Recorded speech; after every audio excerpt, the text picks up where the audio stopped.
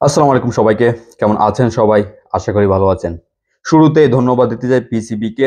কারণ তারা আমরা যেটি চেয়েছিলাম আমাদের ঘরোয়া ক্রিকেট লিগের একটি ব্যস্ত সূচি, সেখানে একটা নতুন দিগন্তের সূচনা বলা যায়। কারণ বাংলাদেশ ক্রিকেট লিগ আমাদের টি-20 ফরম্যাট বলে শুধু আমাদের বিপিএল ছিল। সেখানে জাতীয় ক্রিকেট লিগের টি-20 ফরম্যাট চালু হয়েছে এবং আজকে থেকে সেটি শুরু হয়েছে বিভাগীয় নামে। ঢাকা, চট্টগ্রাম, সিলেট, বরিশাল, রংপুর বিভাগের নামে। তো সেই শুরুটি আজকে হয়েছে এবং সেখানে দুর্দান্ত একটি শুরু হয়েছে বলা যায়। প্রথম ম্যাচে সিলেট বনাম ঢাকার যে ম্যাচটি হয়েছিল সেই ম্যাচ হাই স্কোরিং ম্যাচ হয়েছিল সিলেটে। শেষ বলে শুভাগত হোমের 6-এর মাধ্যমে ঢাকা জয় পেয়েছিল সিলেটের বিপক্ষে। সিলেটের হয়ে সেঞ্চুরি করেছে জিসান আলম, যে কিনা অনূর্ধ্ব-19 এশিয়া কাপে বাংলাদেশকে চ্যাম্পিয়ন করার দলের সদস্য ছিল এবং একই সাথে অন্য দলে ছিল আরেকজন সেই চ্যাম্পিয়ন দলের সদস্য আরিফুল ইসলাম। জিসান আলমকে আমরা চিনি বিগ হিটের জন্য খুবই পরিচিত এবং অনেকবার শিরোনামে এসেছে বিভিন্ন সময়ে, বিভিন্ন ম্যাচের মাধ্যমে, বিভিন্ন খেলার মাধ্যমে। সে তার বিগ হিটের যে অ্যাবিলিটি সেটি আবারও দেখিয়েছে। 52 বলে সেঞ্চুরিতে পৌঁছেছে 10টি 6-এর মারের মাধ্যমে। অন্যদিকে তার প্রতিপক্ষ তারই অনূর্ধ্ব-19 দলের টিমমেট আরিফুল ইসলাম 94 রানের ইনিংসটি ছিল 46 বলে সাজানো, সেখানে 8টি 6-এর মার ছিল এবং ফাস্ট বোলিংয়ে সে ডাউন দ্য উইকেটে এসে যে ছক্কাগুলো হাঁকিয়েছিল লং অফ এবং লং অনের উপর দিয়ে, এগুলো অসাধারণ ছিল বলা যায়। সব মিলিয়ে আসলে আমাদের একটি আক্ষেপ ছিল সর্বশেষ, আমরা যেহেতু ডিফেন্ডিং চ্যাম্পিয়ন অনূর্ধ্ব-19 এশিয়া কাপে, সেখানে একটি বিষয় আমাদের আসে যে বাংলাদেশ দলের প্রাপ্তি সেটি এই অনূর্ধ্ব-19-এ সীমাবদ্ধ। এখনো পর্যন্ত বই পুস্তকের রেকর্ড যেগুলো রয়েছে সেগুলো দেখলে এটি বাস্তব, এটি স্বীকার করতে হবে আমাদের অনূর্ধ্ব-19-এর যেই প্রাপ্তি সেটি আমাদের এখনো পর্যন্ত সর্বোচ্চ প্রাপ্তি।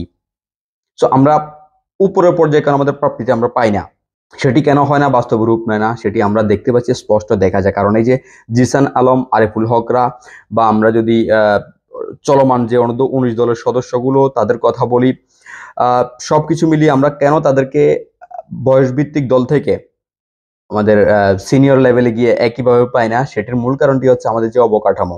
এই যে একটি পরিবর্তন এসেছে, একটা ব্যস্ত সূচির নতুন যে সূচনাটি হয়েছে, সেখানের আরো একটি পরিবর্তন আমাদের খুব বেশি প্রয়োজন, সেটি হচ্ছে আমাদের অবকাঠামো। এই যে ছেলেগুলো তাদের যে ক্লাস, তাদের সুপ্ত প্রতিভা তারা দেখিয়ে থাকে বা দেখিয়ে যাচ্ছে, সেখানে একটি বড় বাধা হয়ে থাকতে পারে আমাদের উন্নত মানের যে অবকাঠামো সেটি না থাকা। কারণ এই অবকাঠামোর কারণেই কিন্তু ঘরোয়া লিগে পারফরমেন্সে করা প্লেয়ারদেরকে আমাদের নির্বাচকরা, আমাদের যে কলা কুশলীরা, তারা বিবেচনায় নিয়ে আসেন না। সেই জায়গাটিতে তাদেরকে বিবেচনায় নিয়ে আসার জন্য আমাদেরকে অবশ্যই, আমাদেরকে শুধুমাত্র বিদেশ সফর বলি বা বয়সভিত্তিক যে খেলাগুলো সেগুলো দেখে আমরা যদি বিবেচনা করতে যাই, সেখানে তাদের যেই গ্রাসরুট লেভেল থেকে তাদের যে পারফরমেন্সের উন্নতি ঘটানো বা তাদের ক্লাস, এগুলোর উন্নতি ঘটানো সেগুলো আসলে স্বাভাবিকভাবে হয়ে ওঠে না।